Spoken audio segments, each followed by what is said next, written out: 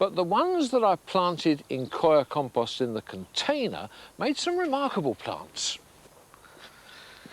Just look at the huge leaves on these plants, and there was a crop on these to match as well. These were grown in a mixture of coir compost plus 15% bark and some slow-release fertiliser.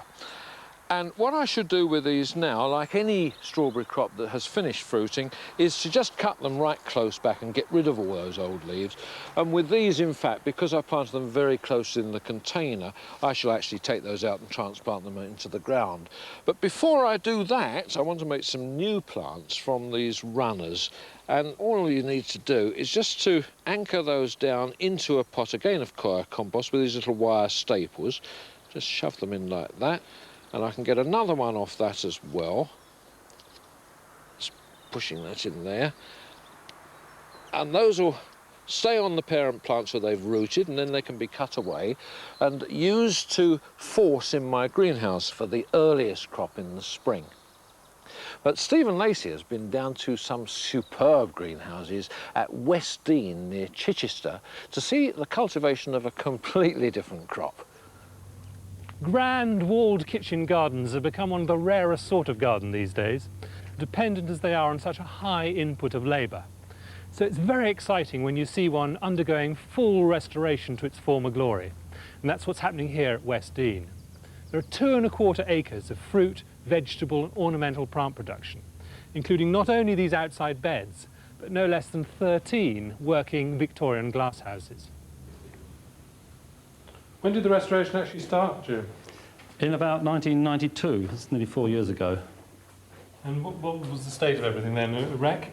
It was indeed, yeah. It hadn't really been touched for 35 years, so most of the glass houses were looking in a pretty sorry state. Although, having said that, we actually only ended up replacing probably 10% of the timber. Tremendously well built, fantastic examples of Victorian engineering at its best. Plants like this fig presumably had to be really whacked back, did they, and retrained?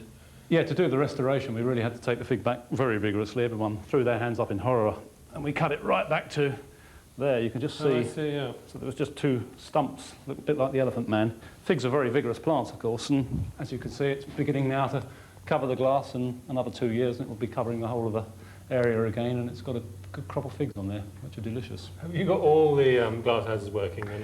Yeah, all 13 of them, and all being used more or less as they were used at the turn of the century, which has been one of the objects of the exercise. What I can't get over is the quality of the finish, Jim. It's all immaculate. Well, I have to put that down to the excellent team we've got here, who all work very, very hard. Particularly my wife, Sarah, who's responsible for the glass houses.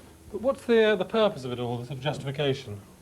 Well, I think firstly, the fact that the walled garden is the part of our horticultural heritage which has most effectively disappeared.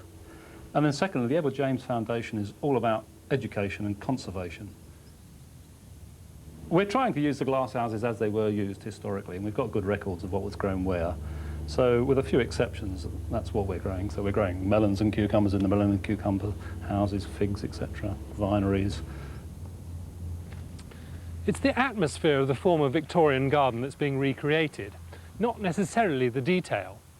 These borders of hot red, orange and yellow flowers are entirely a modern invention. And there's a still more sizzling innovation over the wall in one of the pit houses. Here Sarah Wayne grows a plant little exploited in Victorian times, what she calls nature's napalm bombs, chilies. Well, it's a terrifying collection, Sarah. How many have you got? About 60 different varieties. And there are about 4 or 5 different species that we get the fruits from. But Right. mainly we eat the ones from the group Capsicum annuus. And you get all sorts of different shapes and sizes. This one's called Cascabella, and it's a nice little ornamental yellow fruit. I don't know its heat content yet because I haven't tried it. But there is a sort of Richter scale, isn't there, of heat? Yes, it's called the Scoville scale. And you have chilies that have no heat at 1 and those that blast your head off at 35,000 units, you see. And this one here, habanero, this is the one that will really take your head off. So eat it if you dare.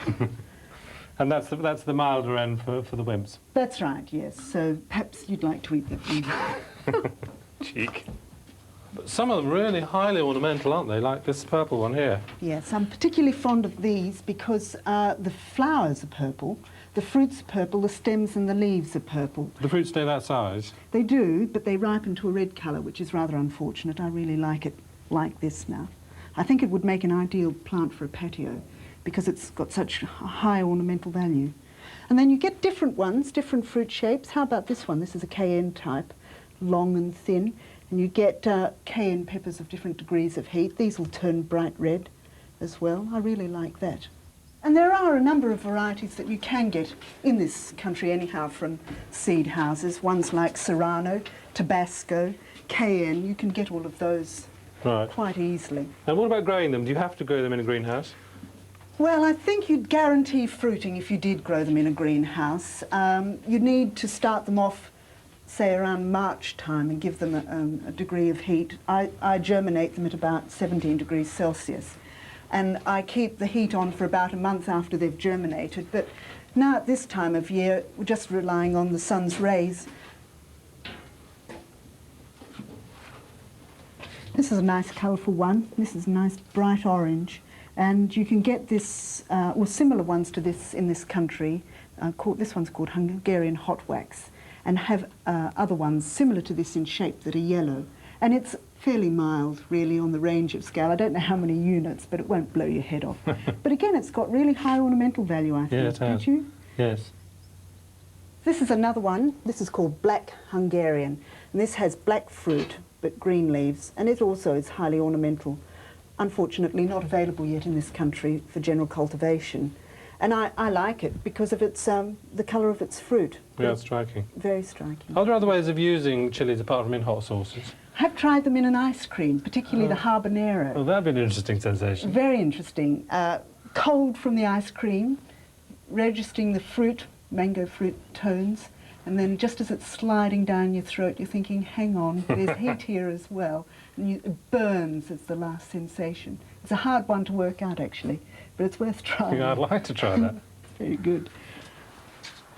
Well, if you want to see those wonderful Victorian greenhouses and learn more about chilies, they're having what they call a chili fest at West Dean near Chichester in West Sussex on Sunday, and it's really worth a look. Now, my Philadelphus, like everyone else's, has been a real picture this year, absolutely covered in white, beautifully perfumed flowers for a long period. You know, we really shouldn't turn our noses up at shrubs just because they're common. They're very often common because they're just darn good. Now, once that's finished flowering, it needs to be pruned. And it's pruned in exactly the same way as Deutzia, Colquitzia and Weigela. And it's easier to show how it's done on this Weigela Ruby Gold because you can see here these tatty-looking branches, which are the old shoots that have flowered, and the new shoots down here, which are looking lovely and fresh and green. And those, obviously, are the bits you want to keep. Now, you need to prune out about one shoot in 3, right down at the base, and looking particularly for these older flowered shoots. That. And I think I should take this one out as well. There.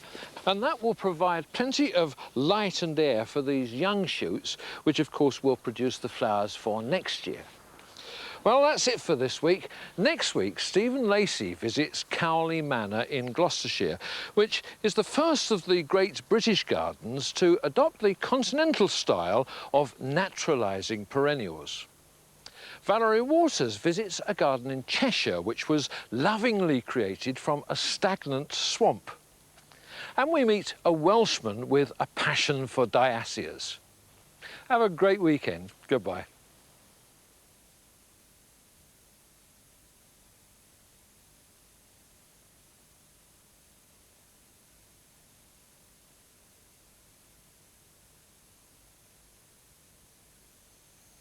A special tribute to Geoff Hamilton will form next Friday's Gardener's World.